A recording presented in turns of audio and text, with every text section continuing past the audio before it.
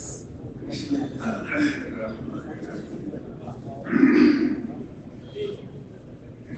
الحمد لله رب العالمين، والصلاة والسلام على رسوله الكريم. محترم بزرگوں اور دوستوں اور بھائیوں، اللہ سبحانہ و تعالیٰ نے ہمیں اس دنیا کی زندگی میں بے شمار نعمتوں سے نوازا ہے،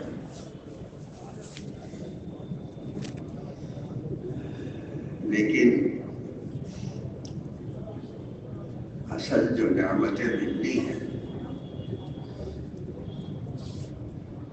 وہ ان کی گنجائش اس دنیا کی زندگی میں نہیں ہے، وہ بعد میں ملنے والی ہے۔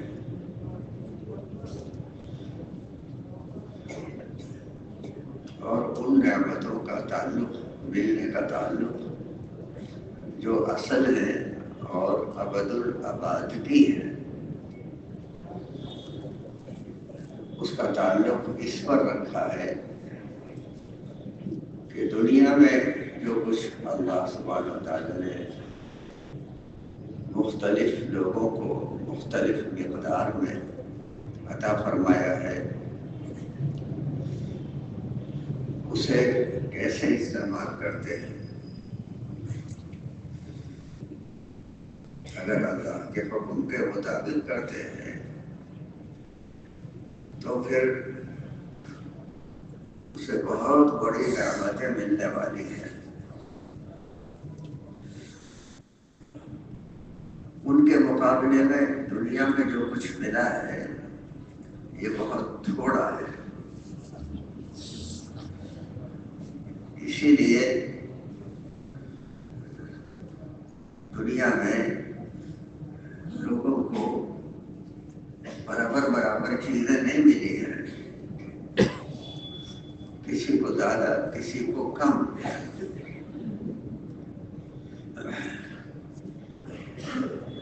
یعنی کسی مثال کے طور پر یوں کہا جائے کہ اصل نعمتیں تو لاکھوں کروڑوں میں ملے گی، لیکن یہاں پر پیسے تقسیم کیے جائیں، کسی کو 2 روپے کا نوٹ، کسی کو 5 روپے کا، کسی کو 20 روپے کا، تو وہ آج کل آپ جانتے ہیں کہ اس کی قیمت بہت کم ہوتی ہے۔ ابھی 2 روپے مل گئے، 20 روپے مل گئے، وہ اہم نہیں ہے۔ اہم وہ ہے جو ابد الآباد کی نعمتیں ہیں۔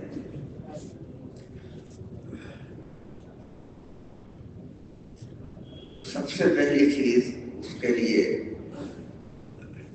نعمتوں کا اعتراف ہے،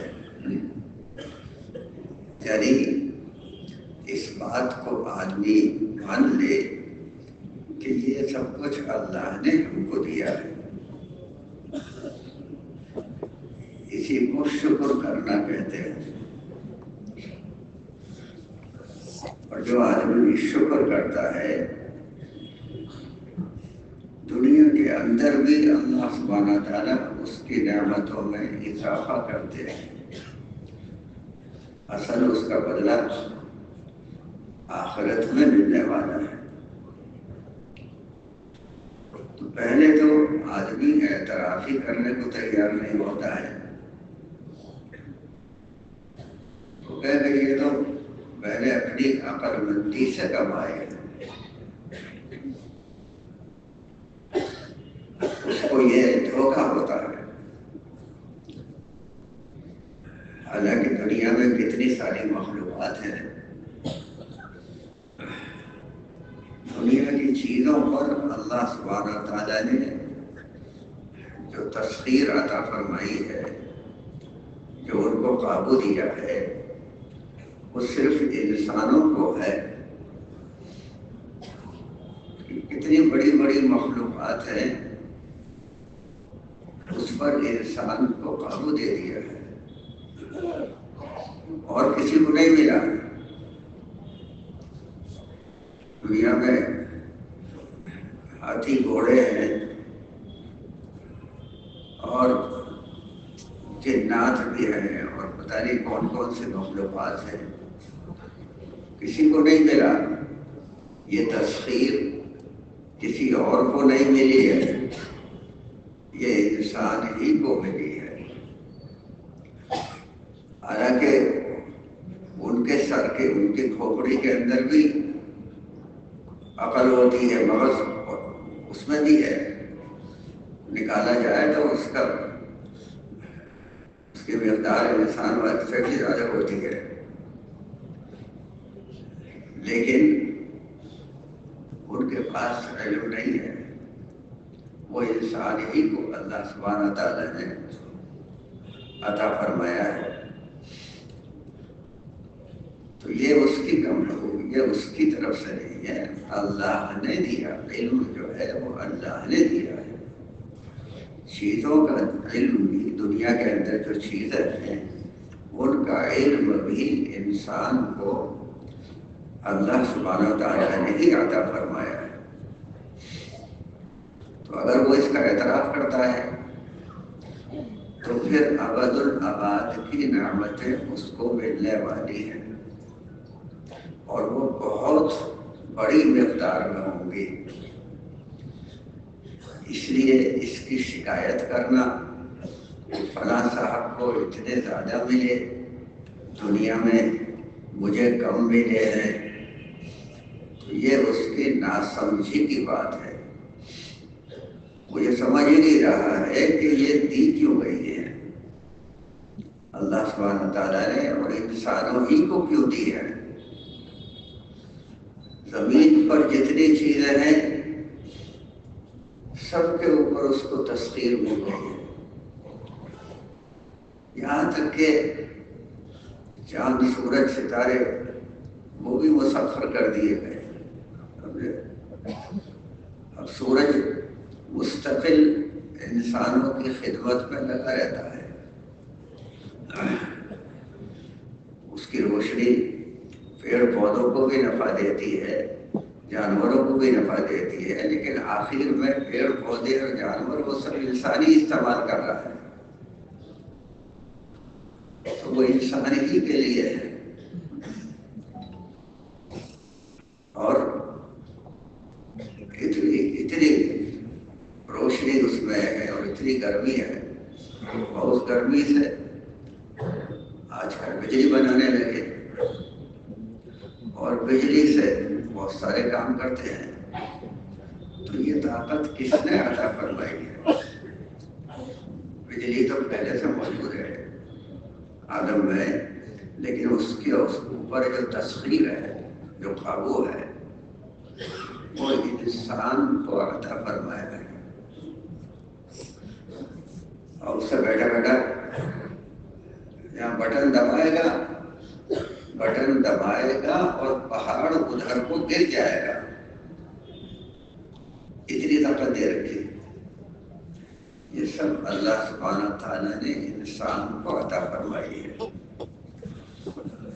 لیکن یہ بہت تھوڑی سی چیز ہے۔ اصل نعمتیں مرنے کے بعد ہمیشہ ہمیشہ کی زندگی میں ملنے والی ہے، اور وہاں کی نعمتوں کا جو تعلق ہے وہ اسی پر منحصر کیا ہے کہ دنیا میں جو کچھ ملا ہے اس کو ہم اپنی چاہت کے مطابق استعمال کرتے ہیں یا اللہ کے بتلائے ہوئے طریقے پر۔ اللہ سبحانہ تعالیٰ نے جو طریقہ ہم کو عنایت فرمایا محض اپنے فضل و کرم سے، اس طریقے پر ہم ان کو استعمال کرتے ہیں، تو اس پر وہ سب کچھ ملنے والا ہے۔ اور جو جتنی زیادہ محنت کرے گا استعمال کرنے میں ایک تو اپنی چاہت کے اعتبار سے استعمال کرتا ہے. کھانے کی چیزیں ہیں، جو جی میں آیا وہ کھائے چلا جا رہا ہے، جو جی میں آیا وہ پہنتا ہے، جو چیز جدھر کو رخ کیا ادھر کو چل دیتا ہے. آنکھوں سے وہ دیکھتا ہے جو جی میں آتا ہے، زبان سے وہ بولتا ہے جو جی میں آتا ہے. لیکن اللہ کے حکم کے مطابق اپنی آنکھوں کو استعمال کرے، اپنی زبان کو، اپنے کانوں کو، اپنے ہاتھوں پیروں کو، تو اس میں مجاہدہ ہوتا ہے، اس میں کچھ قربانی دینی ہوتی ہے. یعنی اپنے نفس کو تھوڑا سا مارنا پڑتا ہے. وہ ایسا لگتا ہے کہ ہم نے اپنے نفس کو کچلا ہے، ایسا ہے نہیں. وہ تھوڑی سی دیر کے لیے ہوتا ہے، اور پھر دنیا میں بھی انسان کی چاہتے آپ حساب لگائیں گے تو انہی کی زیادہ پوری ہوتی ہے جو اللہ کے حکم کے مطابق اپنی زندگی گزارتے ہیں. آخرت میں تو ملے گا ہی ایمان والوں کو، اور ایمان کے مطابق عمل کرنے والوں کو. لیکن دنیا کے اندر بھی اللہ سبحانہ و تعالی ایمان والوں ہی کو عطا فرماتے ہیں. سب سے بڑی چاہت آدمی کی ہوتی ہے کہ اس کو دل کا چین اور سکون ملے. تو وہ دل کا چین اور سکون ایمان والوں ہی کو ملتا ہے.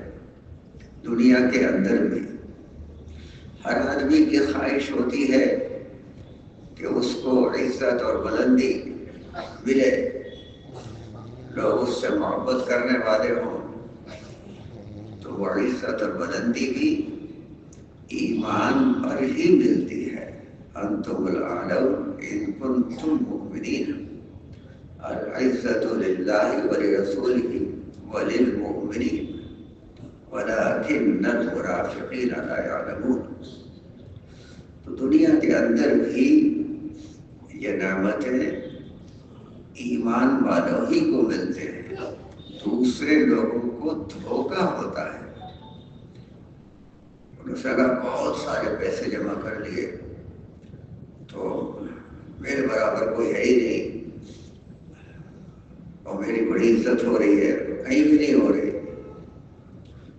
اس کو دھوکہ ہوتا ہے کہ مجھے لوگ بہت چاہتے ہیں. ایسا نہیں ہے. اس کا تعلق بھی اللہ سبحانہ تعالیٰ نے ایمان اور عمل پر ہی رکھا ہے. تو یہ اللہ کا بہت بڑا فضل و کرم اور احسان ہے کہ اللہ سبحانہ تعالیٰ نے ہمیں یہاں بیٹھ کر کے ان نعمتوں کو کس ترتیب سے استعمال کیا جائے. ان میں کیونکہ سب کو برابر نہیں ملی ہے، ایک بڑی نعمت جو ہے وہ ہدایت کی دولت کی ہے. سمجھے؟ یہ ہدایت ایک ہے ہدایت کا ملنا، اور ایک ہے ہدایت پر چلنا، ہدایت والے راستے پر چلنا. یہ دو الگ الگ چیزیں ہیں. ہم ہر نماز میں سورہ فاتحہ میں دعا مانگتے ہیں، اے اللہ ہم کو ہدایت والے راستے پر چلا، اور اس راستے سے ہماری حفاظت فرما. جو ہدایت کے علاوہ دوسرے راستے ہیں اس سے ہماری حفاظت فرما. ہر نماز میں سورہ فاتحہ پڑھی جاتی ہے، اور یہ دعائی اس میں مانی جاتی ہے. اللہ کے حمد و ثنا کرتے ہیں اور پھر یہ دعا مانگتے ہیں. تو ایک ہے ہدایت اللہ سبحانہ تعالیٰ نے عطا فرما دی، اور ایک ہے پھر اس پر چلنا. اس پر چلنے میں تھوڑی سی قربانی دینی پڑتی ہے. اسی قربانی پر اللہ کی طرف سے عنایات ملتی ہیں، نعمتیں عطا کی جاتی ہیں. تو اب وہ ہدایت بھی ملی، بہت سے لوگوں کو نہیں ملی، بہت سے لوگوں کو ملی ہے. تو جن کو ملی ہے اب ان کے ذمہ کچھ کام کیا ہے، اور ان کے ذمہ کام یہی ہے کہ دنیا کے سارے انسانوں کے بارے میں، جتنے بھی دنیا میں انسان ہیں سب کے بارے میں اس کے دل کے اندر یہ طلب پیدا ہو جائے کہ ان کو بھی یہ ہدایت مل جاوے. اور وہ بہت آسان ہے. ارے کسی کے ہاتھ میں اگر چراغ ہے، وہ یہ چاہتا ہے کہ دوسروں کو بھی روشنی پہنچے، تو وہ اس چراغ کو لے کر کے لوگوں میں گھومنا پھر شروع کر دے تو روشنی دوسروں کو بھی پہنچ جائے گی. آسان ہے، سمجھے. لیکن اتنا ہی نہیں ہے، وہ چاہتے یہ ہیں کہ دوسرے لوگ بھی ان کو بھی وہ بھی چراغ بن جائے، وہ بھی ہدایت کے پھیلانے والے بن جائیں، تاکہ ان کو بھی ابد الآباد کی لامتناہی نعمتیں مل سکیں. یہ ہم سے مطالبہ ہے. تو دنیا میں جو کچھ ہم کو ملا ہے بزرگ اور دوستو، اس میں سب سے بڑی نعمت یہی ہے، ہدایت کی دولت. کیونکہ بقیہ ساری کی ساری دولت ہے جو آخرت میں ملنے والی ہے، ان کا دروازہ یہی ہدایت کی دولت ہے. اور اس کا شکریہ یہی ہے کہ ہم اس بات کی کوشش میں لگے. اللہ سبحانہ و تعالیٰ اس سے بھی انسانوں کو استفادہ کرنے کی توفیق دے دیں. اور وہ بہت آسان ہے. آسان اس طرح سے ہے کہ ہم اس کے لیے چلنا پھرنا شروع کر دیں. اور کوئی زیادہ اس میں ہدایت جو ملتی ہے وہ اللہ ہی کی طرف سے ملتی ہے. جیسے دنیا کی دوسری چیزیں نعمتیں ظاہر تو ایسا لگتا ہے کہ ہم نے کمائی ہے، ہم نے ملازمت کی اور کارخانہ کھولا، تجارت کی، مزدوری کی، تو ہمیں پیسے ملے، تو چیزیں مل گئی. ایسے ہی وہ یہ سوچ سکتا ہے کہ ہدایت بھی ہم نے حاصل کر لی. ایسا نہیں ہے، وہ اللہ ہی کی طرف سے ملتی ہے. لیکن ہر چیز کے لیے اللہ سبحانہ و تعالی نے دنیا کی زندگی میں ضابطہ مقرر کر رکھا ہے، ایک اصول بنایا ہوا ہے. اور وہ اصول ہی کے مطابق وہ اصول اسی لیے بنایا ہے تاکہ ابد الآباد کی نعمتیں ہم کو حاصل ہو جائے. اور وہ اسی یعنی مقدار میں ملے گی، اسی تناسب سے ملے گی جس تناسب سے ہم محنت اور کوشش کریں گے اور قربانی دیں گے. جو نعمتیں ہم کو ملی ہے ان کو قربانی دیں گے. ملتی ہر ایک کو ہے. تو ایک مرتبہ صحابہ کہیں جا رہے تھے، حضور صلی اللہ علیہ وسلم بھی تشریف لے جا رہے تھے. راستے میں ایک آدمی سڑک کے کنارے وہ پڑا ہوا، بالکل معذور، اور جسم بھی اس کا ایسا ٹوٹا پھوٹا. تو وہ ایک کوڑے کے پاس بیٹھا ہوا. تو اللہ کے رسول صلی اللہ علیہ وسلم نے پوچھا تم لوگ اس آدمی پر کوئی نعمت دیکھتے ہو؟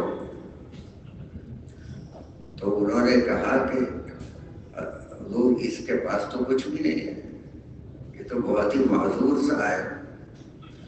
تو یہ فرمایا کہ یہ پیشاب آسانی سے کر لیتا ہے؟ تو کہا پیشاب تو کر لیتا ہے، وہی یہی بہت بڑی نعمت ہے۔ سمجھے؟ تو اتنی ساری چیزیں ہیں جو جس کا ہم اندازہ نہیں لگا سکتے ہیں، اور سمجھتے ہیں ہم تو اس کے حقدار ہیں۔ ایسا نہیں ہے۔ اللہ سبحانہ تعالیٰ نے بہت تھوڑے سے وقت کے لیے یہ سب کچھ ہم کو اس لیے عنایت فرمایا ہے تاکہ ہم اپنی آخرت کو بنائیں، اور وہ آخرت کو بنانا اس کو بھی بہت آسان کر دیا ہے۔ جیسے دین آسان ہے، اسی طرح سے دین کی محنت، دین کے لیے جدوجہد کرنا یہ بھی آسان ہے۔ محنت مزدوری کرنا مشکل ہے۔ کاروبار دنیا کا، تجارت کا کرنا آسان نہیں ہے، مشکل ہے۔ ایک آدمی دکان لے کر بیٹھا ہے اور وہ سامان دکان میں بھرا ہے، اس کی بکری نہیں ہو رہی بیچاری، اور بیٹھا ہوا اور نقصان ہو گیا۔ کارخانہ کھولا، وہ چلا ہی نہیں۔ لیکن یہاں ایسا نہیں ہے۔ ہدایت کی محنت آدمی کرتا ہے، وہ آگے ہی بڑھتا چلا جاتا ہے۔ اللہ سبحانہ تعالیٰ اس کو نوازتے ہی چلے جاتے ہیں۔ سمجھے؟ لوگوں کے اوپر محنت کرے، سمجھے؟ ان کی محبت اور ان کی ہمدردی اپنے دل کے اندر پیدا کرے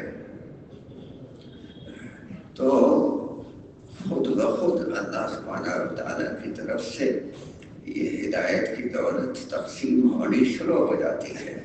یہ کتنا بڑا اس کا کرم اور احسان ہے۔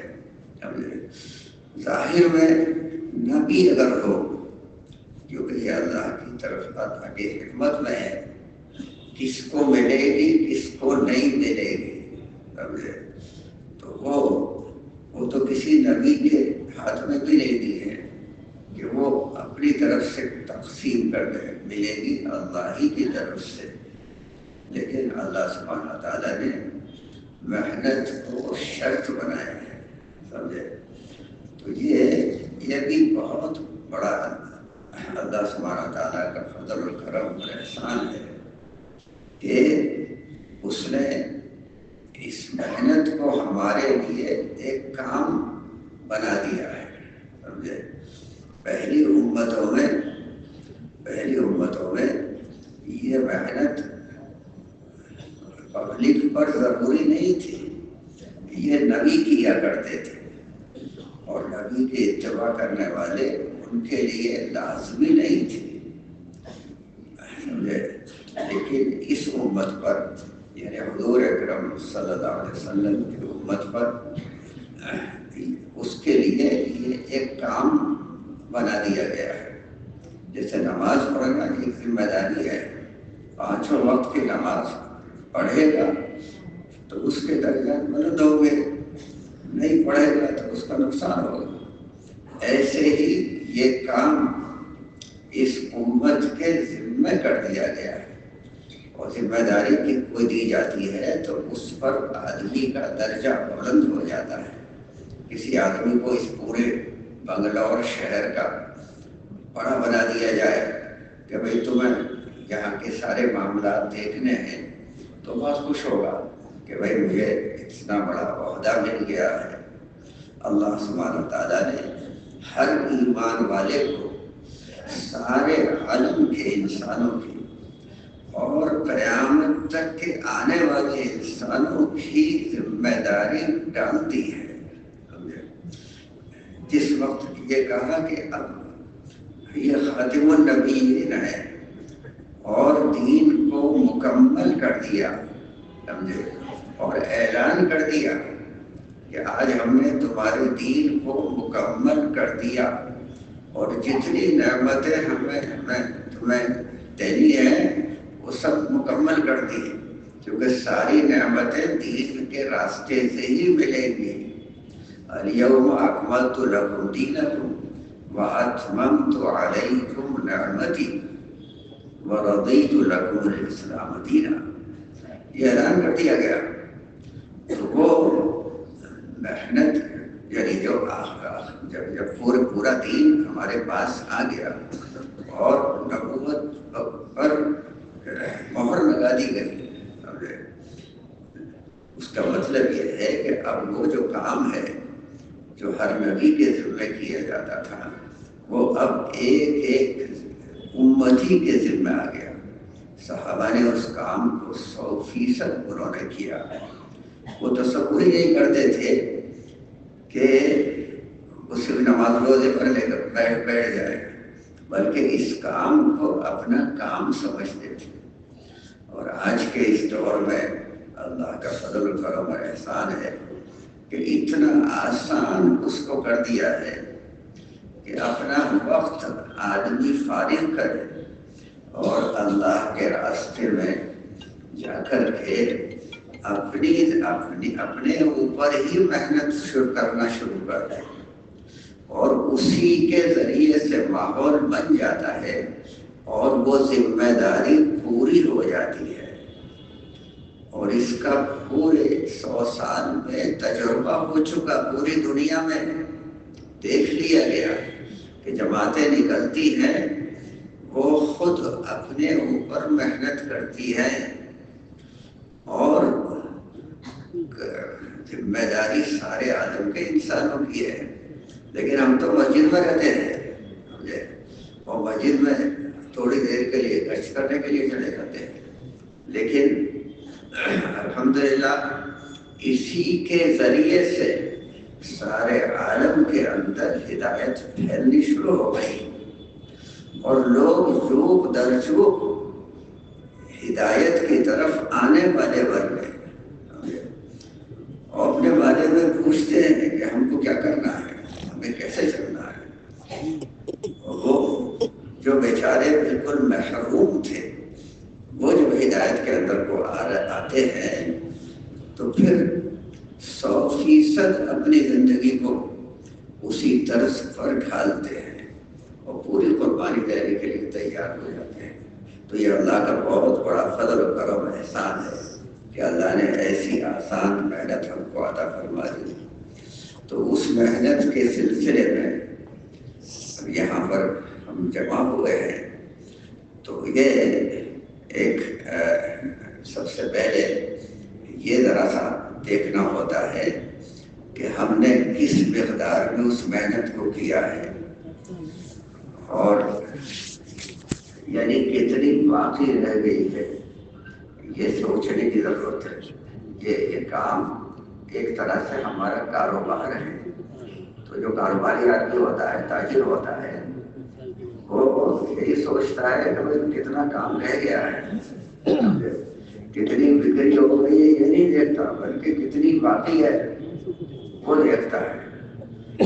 تو ہمارا بھی یہ جو کارگزاری کا عمل ہوتا ہے آپس میں بیٹھ کر کے کہ کتنی محنت ہم کر سکے اور آگے کتنی گزشتہ میں ہم نے کتنی محنت کی ہے اور کتنی کرنی چاہیے تھی، تو اسی کی کارگزاری ہوتی ہے اور اس کے ذریعے سے پھر الحمدللہ یہ احساس پیدا ہوتا ہے کہ ہمیں تو ابھی بہت آگے بہت کچھ کرنا ہے۔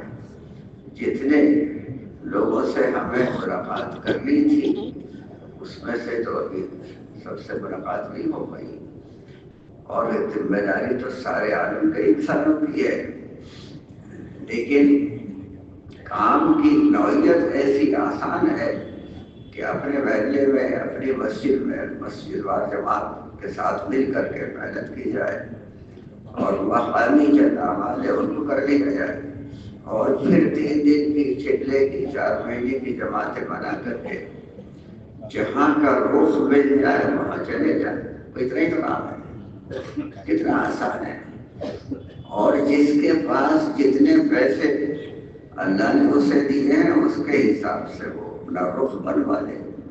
سمجھے؟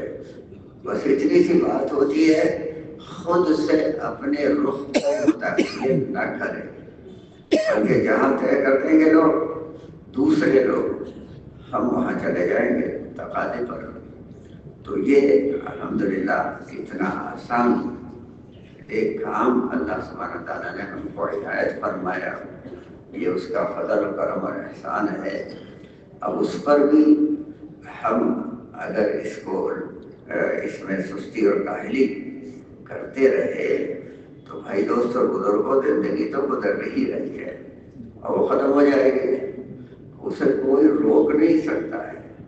ایک ایک منٹ گزرتا چلا جاتا ہے. تو ہم اپنے بارے میں یہ طے کریں کہ ہمیں اپنی بقیہ زندگی کے اندر جو اتنا آسان کام ہے، اس کو ہمیں پورے طریقے سے اپنی جان و مال کو اور اپنی صلاحیتوں کو دین کی نسبت پر لگانے کی فکر کرنی ہے. تو بھائی اس کے لیے یہ کارگزاری کا عمل ہوتا ہے.